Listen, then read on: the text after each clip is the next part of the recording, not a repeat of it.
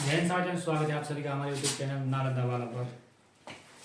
आज हम आपके लिए लेके आए हैं क्लास 6 का अध्याय 6।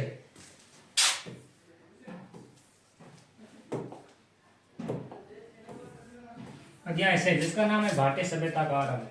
इसे पढ़ने से पहले कुछ पंक्तियां मोटिवेशनल है। संघर्षों के साए पे इतिहास हमारा पलता है, जिस और जवानी चलती है उस और जमाना चलता है। चलिए क्लास को शुरू करते हैं। हमारा अध्याय है भारतीय सभ्यता का आरंभ, यानी भारतीय सभ्यता किस तरह पर कैसे आरंभ हुई। तो जो भारतीय सभ्यता आरंभ हुई उसमें पहली सभ्यता का नाम है सिंधु घाटी सभ्यता। इसके बारे में हम विस्तार से पढ़ते हैं।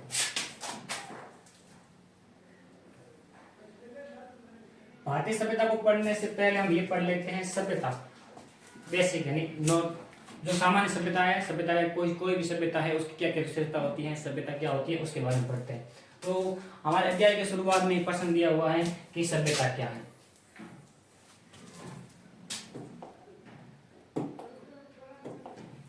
कि सभ्यता क्या है। सभ्यता मानव समाज का उन्नत चरण जिसमें शासन, नागरिक संस्कृति विकसित हो, वो सभ्यता कहलाती है। यानी मानव समाज का वह उन्नत समय जिसमें मानव समाज पूर्ण रूप से विकसित हो, जिसमें वो आध्यात्मिक रूप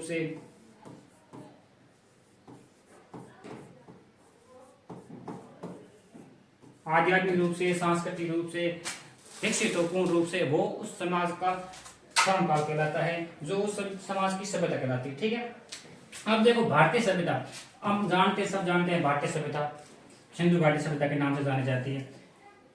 सिंधु घाटी सभ्यता भारतीय उपमहाद्वीप की आरंभिक सभ्यता है। सिंधु घाटी सभ्यता, इसके कई और नाम, इसे हड़प्पा सभ्यता के नाम से भी जाना जाता है। हड़प्पा सभ्यता और सिंधु सरस्वती सभ्यता, इसे सिंधु घाटी सभ्यता भी बोलते हैं।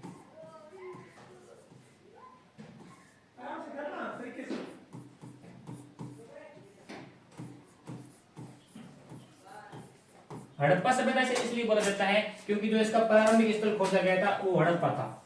हड़प्पा 1921 ईस्वी में दयाराम साहनी द्वारा खोजा गया था। ठीक है, इसलिए इसे हड़प्पा सभ्यता कहा गया। और जैसे जैसे धीरे धीरे इसके सब स्थल खोजे गए, जो सारे जो स्थल मिले वो सिंधु सभ्यता के, सिंधु नदी के आसपास मिले, सिंधु नदी और सिंधु नदी उसके सहायक नदियों के आसपास मिले, उसे सिंधु सरस्वती कहा जाने लगा। ठीक है, बाद में धीरे धीरे और स्थल खोले गए, जो प्राचीन सरस्वती नदी है उसके पास भी इसके स्थल मिले, जैसे कालीगंगा हो गया और भी स्थल मिले। उसके बाद इसे सिंधु सरस्वती सभ्यता के नाम से जाना जाने लगा। ठीक है, अब देखो ये अपने जो भारतीय सभ्यता है यानी सिंधु सरस्वती सभ्यता है, इसकी प्रमुख उपलब्धियां नगर नियोजन, जल प्रबंधन, व्यापार और उन्नत शिल्प विकास कौशल। ठीक है, ये इस सभ्यता की पूर्ण विशेषताएं, ठीक है, जिसके बारे में हम पाठ के अंदर अध्ययन करेंगे। ये कुछ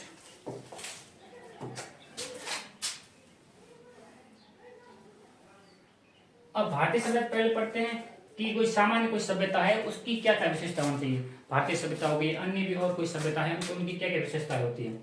तो पढ़िए सभ्यता की विशेषताएं। एक सभ्यता निम्नलिखित मूलभूत विशेषताएं होनी चाहिए। एक सभ्यता में ये मूलभूत विशेषताएं होनी चाहिए जिसमें शासन या प्रशासन की व्यवस्था, विभिन्न शिल्प होने चाहिए, अलग अलग प्रकार की वस्तुएं बनाने कला होनी चाहिए। ठीक है, लेखन प्रणाली होनी चाहिए, लिपि वगैरह होनी चाहिए, भाषा होनी चाहिए लिखने की। ठीक है, नगरीकरण होना चाहिए, सभ्यता के अंदर नगरों का विकास होना चाहिए, गाँव से नगरों का विकास।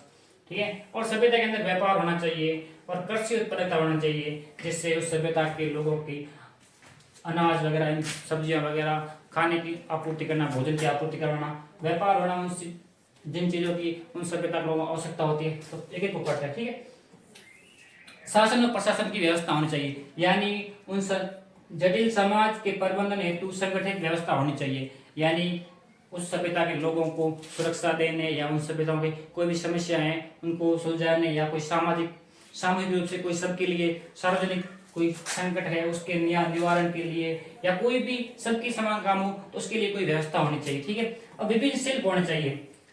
शिल्प मतलब वस्तु का निर्माण करना। ठीक है, कच्चे माल से नई वस्तुओं का निर्माण करना। तो कच्चे माल का प्रबंध होना चाहिए कि वहां के लोगों को काम करने के लिए मिले। ठीक है, तैयार माल का उत्पादन होना चाहिए। लेखन प्रणाली मतलब उस सभ्यता में लेख वगैरह लिखने की व्यवस्था होनी चाहिए। ठीक है, जैसे अभिलेखों और समाज के लिए आवश्यक है।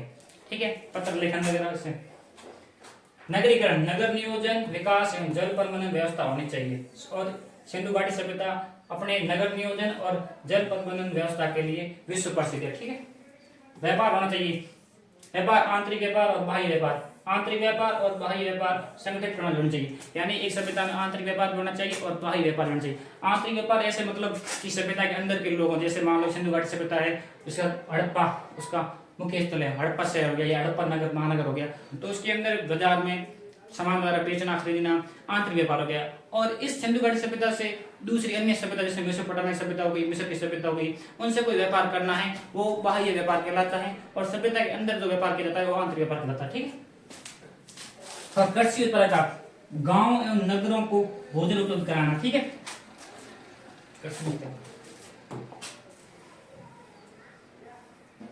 ठीक है। अब पढ़ते हैं विश्व की कुछ प्राचीन सभ्यताएं।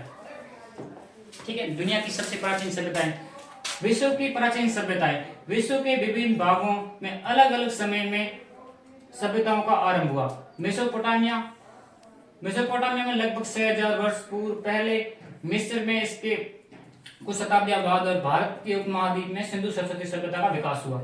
मेसोपोटामिया वर्तमान में इराक, ईरान है, दजला फरात नदियां हैं, दजला और फरात नदियों के बीच में 6000 वर्ष पूर्व मेसोपोटामिया की सभ्यता विकसित हुई, जैसे दुनिया की सबसे प्राचीन सभ्यता भी माना जाता है। ठीक है, ये लगभग 6000 वर्ष पहले प्रारंभ हुई। इसके बाद मिस्र की सभ्यता अपने पिरामिडों के लिए प्रसिद्ध है, विश्व प्रसिद्ध है। मिस्र देश का नाम है, वहां पर सभ्यता है। ये जो मिस्र की सभ्यता है ये नील नदी के किनारे से, दुनिया की सबसे लंबी नदी है नील नदी, उसके किनारे पर विकसित हुई थी। और भारतीय उपमहाद्वीप की सिंधु सरस्वती सभ्यता, ये सिंधु नदी और उसकी सहायक नदियों के में विकसित हुई थी। इन सिंधु सरस्वती सभ्यता है, उसका जो काल है वो 2600 से लगाकर 1900 सामान्य समझ से पूर्व सभ्यता का उन्नत चरण माना जाता है। यानी ये इस काल में पूर्ण रूप से विकसित थी। 2600 से 1900 सामान्य समझ से पूर्व, यानी सामान्य ईसा पूर्व, 2600 से 1900 ईसा पूर्व में ये अपने पूर्ण रूप से विकसित सभ्यता था। ठीक, अब देखते हैं इनको, जैसे जो ये सभ्यता है मेसोपोटामिया की सभ्यता, ये 4000 सामान्य समझ यानी आज से 6000 वर्ष पूर्व। ठीक है, मिस्र की जो सभ्यता है 3000 ईसा पूर्व, यानी आज से 5000 वर्ष पूर्व, 2000 वर्ष ईसा के बाद के और 3000 ईसा वर्ष यानी ईसा के पहले के। ठीक है, और 2600 से 1900 तक पूर्ण विकसित थी जो हमारी सभ्यता है सिंधु घाटी सभ्यता या सिंधु सरस्वती सभ्यता या हड़प्पा सभ्यता। अब हम पढ़ते हैं कि सिंधु सरस्वती सभ्यता के जो गांव हैं वो शहर में कब बने, सिंधु सभ्यता के बड़े बड़े नगर हैं वो नगर कब विकसित हुए, किस प्रकार विकसित हुए, कब विकसित हुए, गांव से शहर में कैसे विकसित हुए। तो देखो, नगर से गांव की यात्रा यानी गांव से नगर कैसे बने। सिंधु नदी और उसकी सहायक नदियों ने पंजाब सिंध के विशाल मैदानों को उपजाऊ बनाया, कृषि योग्य बनाया, जहाँ खेती हुई। ठीक है, सरस्वती नदी हिमालय से निकलती है, हरियाणा, पंजाब, राजस्थान और गुजरात से होकर प्रभावित होती थी। ये प्राचीन समय में गुजरात में होकर प्रभावित होती थी। वैज्ञानिक ऐसे मानते हैं, जैसे आज की घग्गर नदी है, जैसे राजस्थान में से पाकिस्तान में आखरा नदी है, ये सिंधु सरस्वती नदी है, इसके अवशेष है। ठीक है, इन दोनों नदियों के पास में सिंधु सभ्यता का विकास हुआ। ठीक है, अब है गांव से नगर में कब परिवर्तन हुए। आज से लगभग 3500 सामान्य ईसा पूर्व। ठीक है, 3500 वर्ष ईसा पूर्व गांव से नगर में परिवर्तन हुए। ठीक है, गांव नगरों में विकसित होने लगे। ठीक है, और 2600 ईसा पूर्व में नगर जो छोटे छोटे नगर विकसित हुए थे वो महानगरों में मंडी, जैसे महानगर हड़प्पा हो गया, मोहनजोदड़ो हो गया, ये इनमें विकसित होने लगे। ठीक है, भारत का पहला नगरीकरण था। सिंधु सरस्वती सभ्यता को भारत की पहली नगरीकरण सभ्यता भी कहते हैं कि इसी सभ्यता में भारत में पहली बार नगरों का विकास हुआ था। ठीक है, व्यापार और विनिमय में समृद्धि, ये सभ्यता व्यापार में पूर्ण रूप से समृद्ध थी। ऐसा इसके अवशेष मिले हैं उससे पता चलता है। ठीक है, जिसमें हमें मेसोपोटामिया की जो मोहरे वगैरह मिली है, ऐसा माना जाता है कि सिंधु सभ्यता के जो लोग हैं वो मेसोपोटामिया के साथ ही व्यापार करते थे। ठीक है, व्यापार नदियों द्वारा करते थे। ठीक है,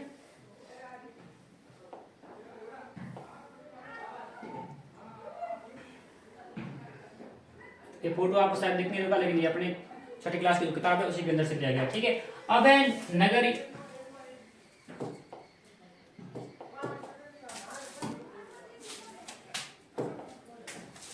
नगर योजना वास्तुकला। ठीक है, सिंधु सभ्यता की नगर योजना जिस और वास्तुकला।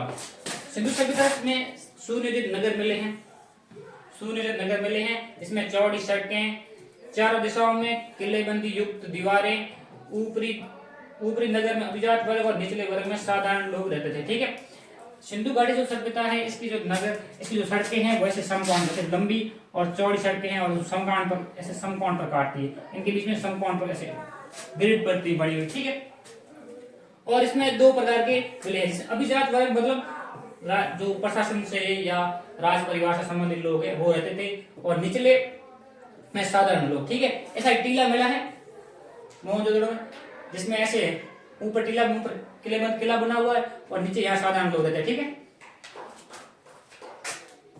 निर्माण में गुणवत्ता, जो सिंधु घाटी सभ्यता के हमने जो अभी जब अवशेष खोजे हैं, जो घर वगैरह खोजे हैं, उनकी निर्माण में क्या क्या गुणवत्ता है उनके बारे में। ठीक है, बड़े और छोटे घरों में निर्माण में गुणवत्ता मिलती है समान, यानी दोनों में अच्छे रूप से बनाए गए हैं, मजबूत घर बनाए गए हैं।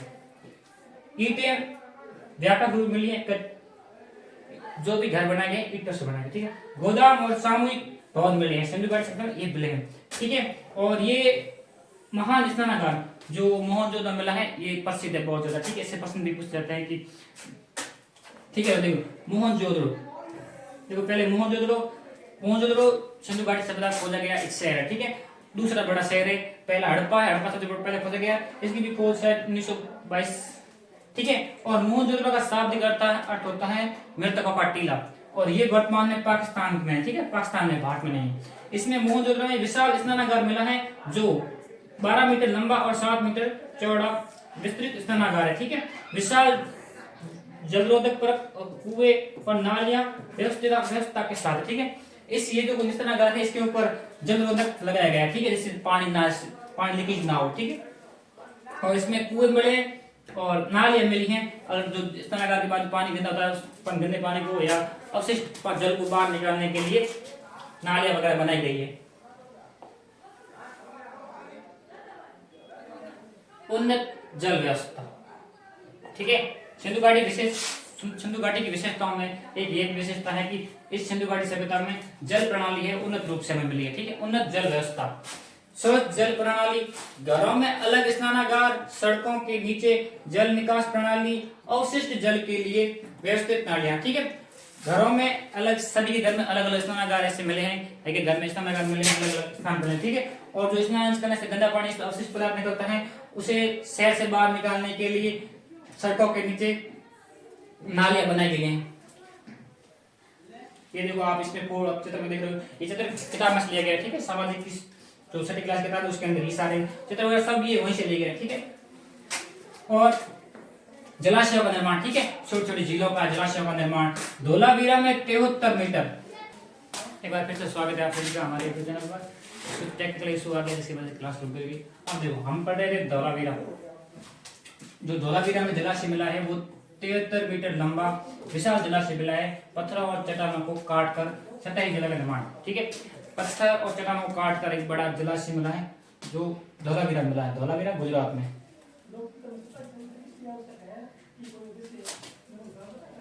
अब देखो सिंधु घाटी सभ्यता में कृषि और भोजन किस प्रकार था उसके बारे में बात करते हैं। ठीक है, कृषि, अनाज उत्पादन, गेहूं, जौ, मोटे अनाज, बाजरा, धान खेती और दलहन की विभिन्न सब्जियां। जो सिंधु घाटी की सभ्यता के लोग हैं वो गेहूं, जौ, मोटे अनाज, बाजरा या धान की खेती करते थे, और साथ में दलहन की खेती भी करते थे, और विभिन्न प्रकार की अलग अलग सब्जियों की खेती भी किया करते थे। ठीक है, और कपास का उत्पादन। सिंधु घाटी सभ्यता यानी एशिया महाद्वीप में जितनी भी सभ्यता है उन सभ्यताओं में सिंधु घाटी सभ्यता के लोगों ने सबसे पहले कपास उत्पादन की और उससे कुछ वस्तुएं वगैरह बनाई। ठीक है, यूरेशिया का मतलब होता है यूरोप और एशिया। ठीक है, यूरेशिया में कपास उगाने में सर्वप्रथम और कपड़ा बुनने में उपयोग। ठीक है, और कृषि के उपकरण, जो सिंधु घाटी सभ्यता के लोग जो कृषि करने में कौन कौन से उपकरणों का उपयोग करते थे उसके बारे में। तो एक हल मिला है सिंधु घाटी सभ्यता में, हल से खेती के कई उपकरण आधुनिक समय में उपयोगी।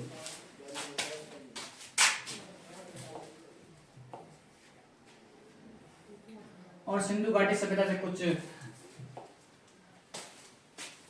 कुछ सक्रिय व्यापार और शिल्प मिले, ठीक है। कुछ निर्यात करने की वस्तुएं मिली हैं।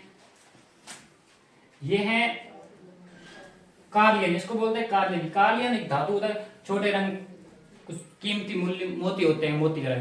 कार्लियन के मोती और आभूषण मिले हैं। ये लाल रंग के जो आपको दिखाई दे रहे हैं, ये कार्लियन के मोती है, ठीक है। ये कम मूल्यवान होता है, लेकिन ये गुजरात में पाया जाता है, ठीक।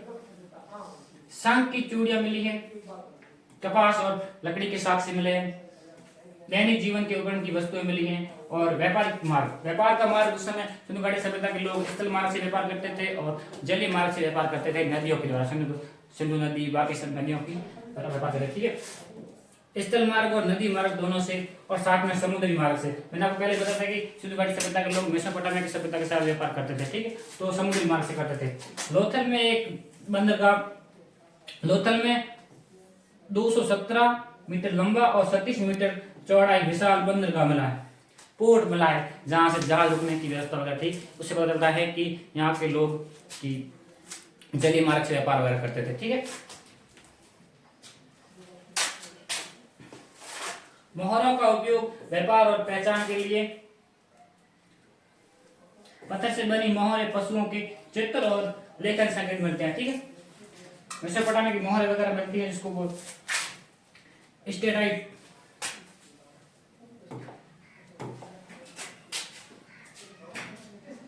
आप देखो, ये सिंधु घाटी जो हमारी सभ्यता है, जो भारतीय सभ्यता है, इसका अंत कैसे हुआ या इसका पतन कैसे हुआ, उसके बारे में पढ़ते हैं, ठीक है।